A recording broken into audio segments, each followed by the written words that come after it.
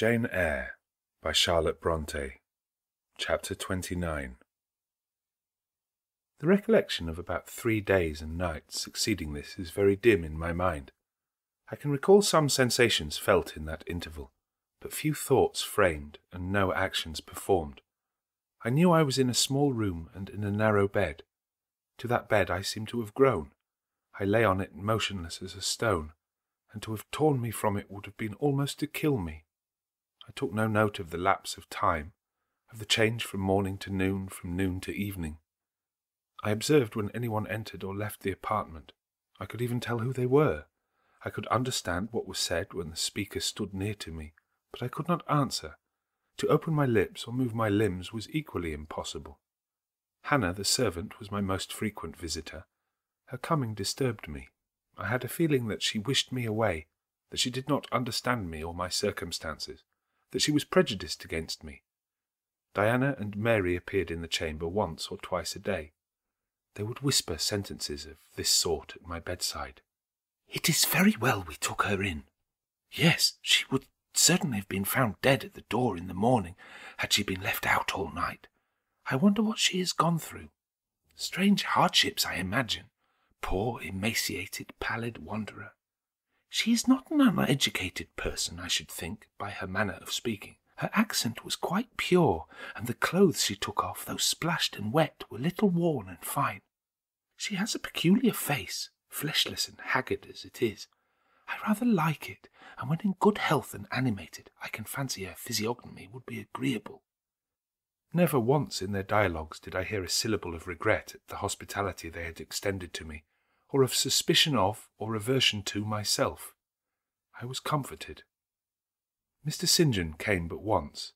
He looked at me and said my state of lethargy was the result of reaction from excessive and protracted fatigue. He pronounced it needless to send for a doctor. Nature, he was sure, would manage best, left to herself. He said every nerve had been overstrained in some way, and the whole system must sleep torpid a while. There was no disease. He imagined my recovery would be rapid enough when once commenced. These opinions he delivered in a few words, in a quiet, low voice, and added after a pause in the tone of a man little accustomed to expansive comment, "Rather an unusual physiognomy, certainly not indicative of vulgarity or degradation." "Far otherwise," responded Diana. "To speak truth, St. John, my heart rather warms to the poor little soul. I wish we may be able to benefit her permanently." "That is hardly likely," was the reply. "You will find she is some young lady who has had a misunderstanding with her friends, and has probably injudiciously left them. We may, perhaps, succeed in restoring her to them, if she is not obstinate, but I trace lines of force in her face which make me sceptical of her tractability." He stood considering me some minutes, then added, "She looks quite sensible, but not at all handsome. She is so ill, St. John. Ill or well, she would always be plain. The grace and harmony of beauty are quite wanting in those features." On the 3rd day I was better. On the 4th I could speak, move, rise in bed, and turn. Hannah had brought me some gruel and dry toast, about, as I supposed, the dinner hour. I had eaten with relish. The food was good, void of the feverish flavour which had hitherto poisoned what I had swallowed. When she left me I felt comparatively strong and revived. Ere long, satiety of repose and desire for action stirred me. I wished to rise, but what could I put on? Only my damp and bemired apparel in which I had slept on the ground and fallen in the marsh. I felt ashamed to appear before my benefactors so clad. I was spared the humiliation. On a chair by the bedside were all my own things, clean and dry. My black silk frock hung against the wall. The traces of the bog were removed from it, the creases left by the wet smoothed out. It was quite decent. My very shoes and stockings were purified and rendered presentable. There were the means of washing in the room, and a comb and brush to smooth my hair. After a weary process and resting every 5 minutes, I succeeded in dressing myself. My clothes hung loose on me, for I was much wasted, but I covered deficiencies with a shawl, and once more clean and respectable looking, no speck of the dirt, no trace of the disorder I so hated, and which seemed so to degrade me, left. I crept down a stone staircase with the aid of the banisters, to a narrow long passage, and found my way presently to the kitchen. It was full of the fragrance of new bread and the warmth of a generous fire. Hannah was baking. Prejudices, it is well known, are most difficult to eradicate from the heart whose soil has never been loosened or fertilized by education. They grow there, firm as weeds, among stones. Hannah had been cold and stiff indeed at the first. Latterly she had begun to relent a little, and when she saw me come in tidy and well dressed, she even smiled. "What, have you got up?" she said. "You're better then. You may sit down in my chair on the hearthstone if you will." She pointed to the rocking chair. I took it. She bustled about, examining me every now and then with the corner of her eye. Turning to me as she took some loaves from the oven, she asked bluntly, "Did you ever go a-begging afore you came here?" I was indignant for a moment, but remembering that anger was out of the question, and that I had indeed appeared as a beggar to her, I answered quietly, but still not without a certain marked firmness. "You are mistaken in supposing me a beggar. I am no beggar any more than yourself or your young ladies." After a pause she said, "I do not understand that. You've like no house, nor no brass, I guess." "The want of house or brass, by which I suppose you mean money, does not make a beggar in your sense of the word." "Are you book-learned?" she inquired presently.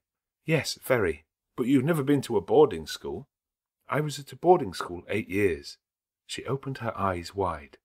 "Whatever cannot you keep yourself for, then?" "I have kept myself, and I trust shall keep myself again." "What are you going to do with these gooseberries?" I inquired as she brought out a basket of the fruit. "Make 'em into pies." "Give them to me, and I'll pick them." "Nay, I do not want you to do naught." "But I must do something. Let me have them." She consented, and she even brought me a clean towel to spread over my dress, "lest," as she said, "I should mucky it." "You've not been used to servant's work, I can see by your hands," she remarked. "Happen you've been a dressmaker." "No, you are wrong. And now never mind what I have been. Don't trouble your head further about me, but tell me the name of the house where we are." "Some calls it Marsh End, some calls it Moor House." "And the gentleman who lives here is called Mr. St. John." "Nay, he doesn't live here, he's only staying for a while he's at home. He's in his own parish at Morton." "That village a few miles off?"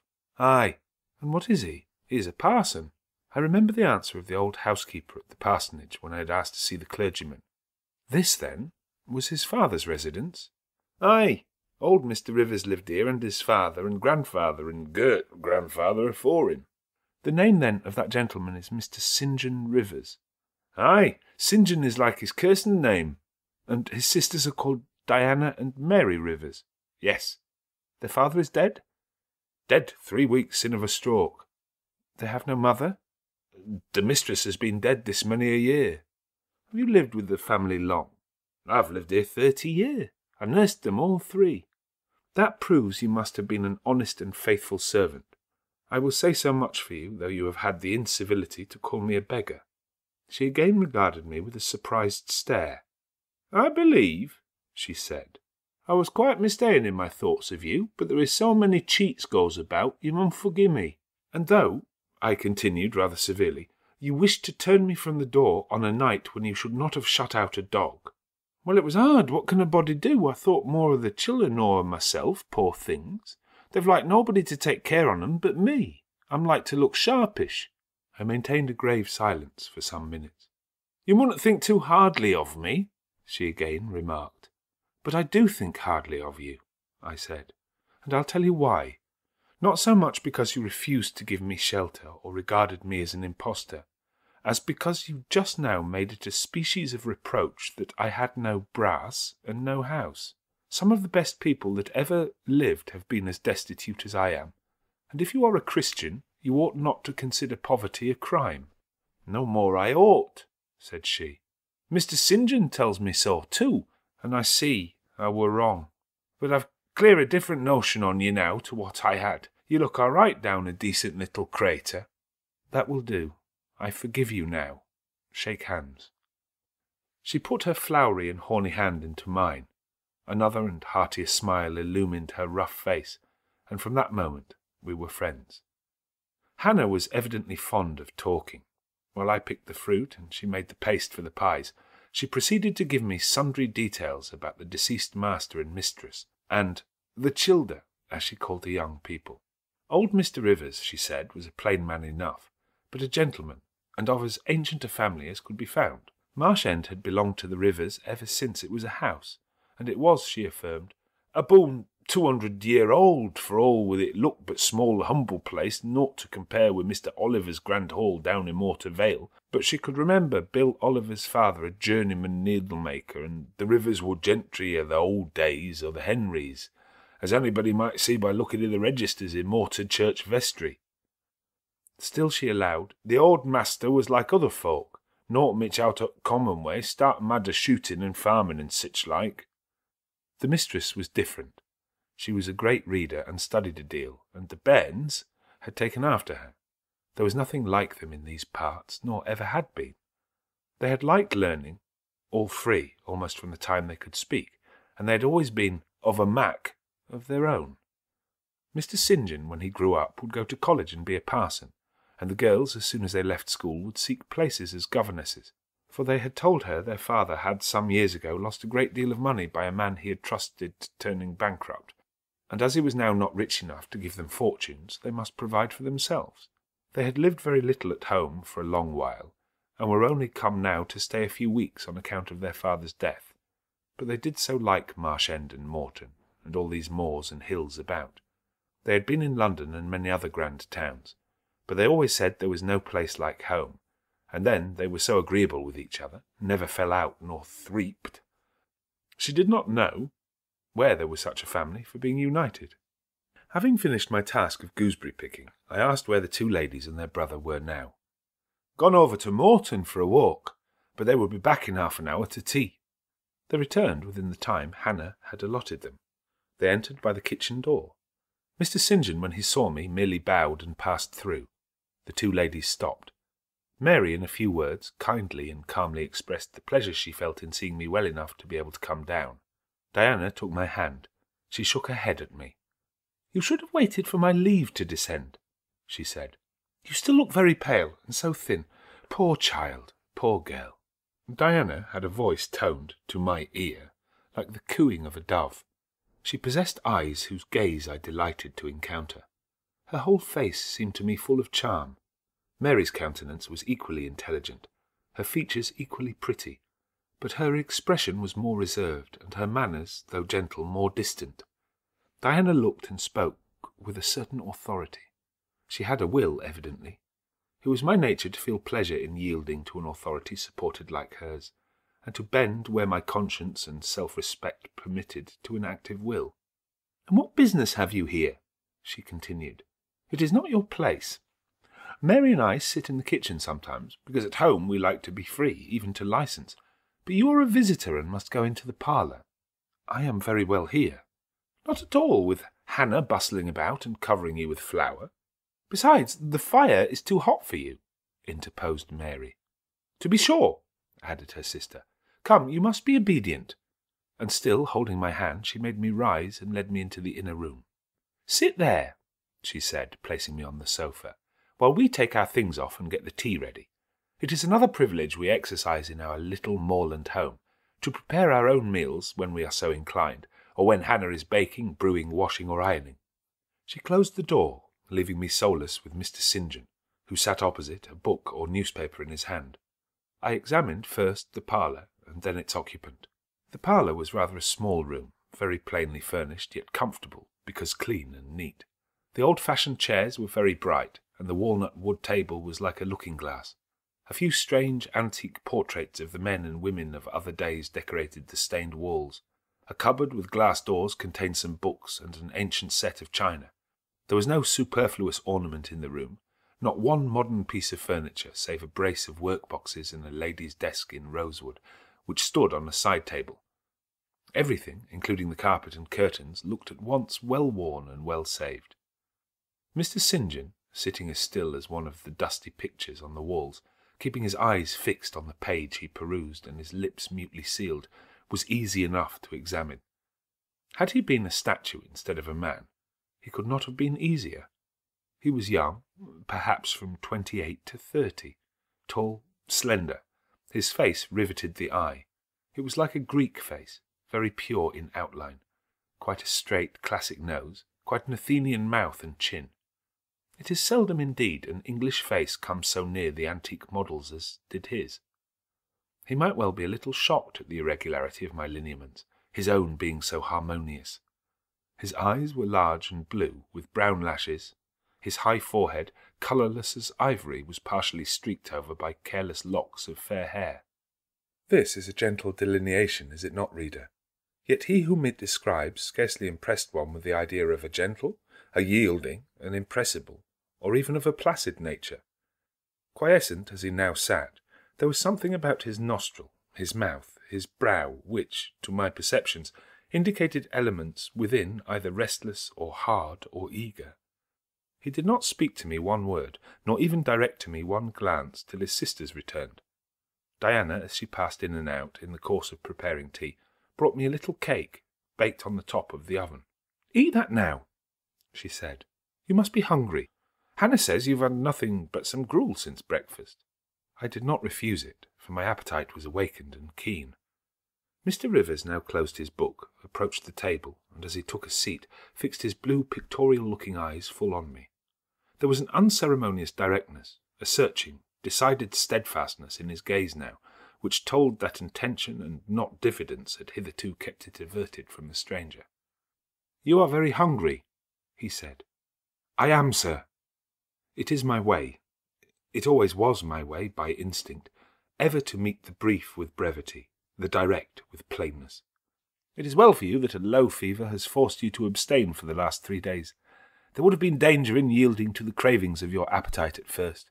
Now you may eat, though still not immoderately." "I trust I shall not eat long at your expense, sir," was my very clumsily contrived, unpolished answer. "No," he said coolly. "When you have indicated to us the residence of your friends, we can write to them, and you may be restored to home. That, I must plainly tell you, is out of my power to do, being absolutely without home and friends." The three looked at me, but not distrustfully. I felt there was no suspicion in their glances. There was more of curiosity. I speak particularly of the young ladies. St. John's eyes, though clear enough in a literal sense, in a figurative one were difficult to fathom. He seemed to use them rather as instruments to search other people's thoughts than as agents to reveal his own. The which combination of keenness and reserve was considerably more calculated to embarrass than to encourage. "Do you mean to say," he asked, "that you are completely isolated from every connection?" "I do. Not a tie links me to any living thing. Not a claim do I possess to admittance under any roof in England." "A most singular position at your age." Here I saw his glance directed to my hands, which were folded on the table before me. I wondered what he sought there. His words soon explained the quest. "You have never been married? You are a spinster?" Diana laughed. "Why, she can't be above 17 or 18 years old, St. John," said she. "I am near 19, but I am not married, no." I felt a burning glow mount to my face, for bitter and agitating recollections were awakened by the allusion to marriage. They all saw the embarrassment and the emotion. Diana and Mary relieved me by turning their eyes elsewhere than to my crimsoned visage, but the colder and sterner brother continued to gaze, till the trouble he had excited forced out tears as well as colour. "Where did you last reside?" he now asked.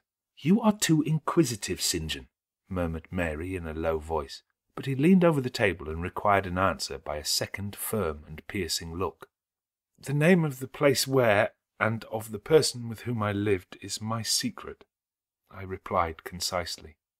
"Which, if you like, you have, in my opinion, a right to keep both from St. John and every other questioner," remarked Diana. "Yet if I know nothing about you or your history, I cannot help you," he said. "And you need help, do you not?" "I need it, and I seek it so far, sir, that some true philanthropist will put me in the way of getting work which I can do, and the remuneration for which will keep me, if but in the barest necessaries of life. I know not whether I am a true philanthropist, yet I am willing to aid you to the utmost of my power in a purpose so honest. First, then, tell me what you have been accustomed to do, and what you can do." I had now swallowed my tea. I was mightily refreshed by the beverage, as much so as a giant with wine. It gave new tone to my unstrung nerves, and enabled me to address this penetrating young judge steadily. "Mr. Rivers," I said, turning to him and looking at him as he looked at me, openly and without diffidence, "you and your sisters have done me a great service, the greatest man can do his fellow being. You have rescued me by your noble hospitality from death. This benefit conferred gives you an unlimited claim on my gratitude, and a claim, to a certain extent, on my confidence. I will tell you as much of the history of the wanderer you have harboured as I can tell without compromising my own peace of mind, my own security, moral and physical, and that of others. I am an orphan, the daughter of a clergyman. My parents died before I could know them. I was brought up a dependent, educated in a charitable institution. I will even tell you the name of the establishment where I passed 6 years as a pupil and 2 as a teacher. Lowood Orphan Asylum, Yorkshire. You will have heard of it, Mr. Rivers. The Reverend Robert Brocklehurst is the treasurer." "I have heard of Mr. Brocklehurst, and I have seen the school. I left Lowood nearly a year since to become a private governess. I obtained a good situation and was happy. This place I was obliged to leave 4 days before I came here. The reason of my departure I cannot and ought not to explain. It would be useless, dangerous, and would sound incredible. No blame attached to me. I am as free from culpability as any one of you 3. Miserable I am, and must be for a time, for the catastrophe which drove me from a house I had found a paradise was of a strange and direful nature. I observed but 2 points in planning my departure: speed, secrecy. To secure these, I had to leave behind me everything I possessed except a small parcel, which in my hurry and trouble of mind I forgot to take out of the coach that brought me to Whitcross. To this neighbourhood, then, I came quite destitute. I slept 2 nights in the open air, and wandered about 2 days without crossing a threshold. But twice in that space of time did I taste food, and it was when brought by hunger, exhaustion, and despair almost to the last gasp, that you, Mr. Rivers, forbade me to perish of want at your door, and took me under the shelter of your roof. I know all your sisters have done for me since, for I have not been insensible during my seeming torpor, and I owe to their spontaneous, genuine, genial compassion as large a debt as to your evangelical charity." "Don't make her talk any more now, St. John," said Diana, as I paused. "She is evidently not yet fit for excitement. Come to the sofa and sit down now, Miss Elliot." I gave an involuntary half-start at hearing the alias. I had forgotten my new name. Mr. Rivers, whom nothing seemed to escape, noticed it at once. "You said your name was Jane Elliot?" he observed. "I did say so, and it is the name by which I think it expedient to be called at present. But it is not my real name, and when I hear it, it sounds strange to me." "Your real name you will not give?" "No. I fear discovery above all things, and whatever disclosure would lead to it, I avoid." "You are quite right, I am sure," said Diana. "Now do, brother, let her be at peace a while." But when St. John had mused a few moments, he recommenced as imperturbably and with as much acumen as ever. "You would not like to be long dependent on our hospitality. You would wish, I see, to dispense as soon as may be with my sister's compassion, and above all with my charity. I am quite sensible of the distinction drawn, nor do I resent it. It is just. You desire to be independent of us?" "I do. I have already said so. Show me how to work, or how to seek work. That is all I now ask. Then let me go, if it be but to the meanest cottage. But till then allow me to stay here. I dread another essay of the horrors of homeless destitution." "Indeed you shall stay here," said Diana, putting her white hand on my head. "You shall," repeated Mary in the tone of undemonstrative sincerity which seemed natural to her. "My sisters, you see, have a pleasure in keeping you," said Mr. St. John, "as they would have a pleasure in keeping and cherishing a half-frozen bird some wintry wind might have driven through their casement. I feel more inclination to put you in the way of keeping yourself, and shall endeavour to do so. But observe, my sphere is narrow. I am but the incumbent of a poor country parish. My aid must be of the humblest sort. and if you're inclined to despise the day of small things, seek some more efficient succour than such as I can offer." "She has already said that she is willing to do anything honest she can do," answered Diana for me. "And you know, St. John, she has no choice of helpers. She is forced to put up with such crusty people as you. I will be a dressmaker. I will be a plain workwoman. I will be a servant and nurse-girl, if I can be no better," I answered. "Right," said Mr. St. John quite coolly. "If such is your spirit, I promise to aid you in my own time and way." He now resumed the book with which he had been occupied before tea. I soon withdrew, for I had talked as much and sat up as long as my present strength would permit.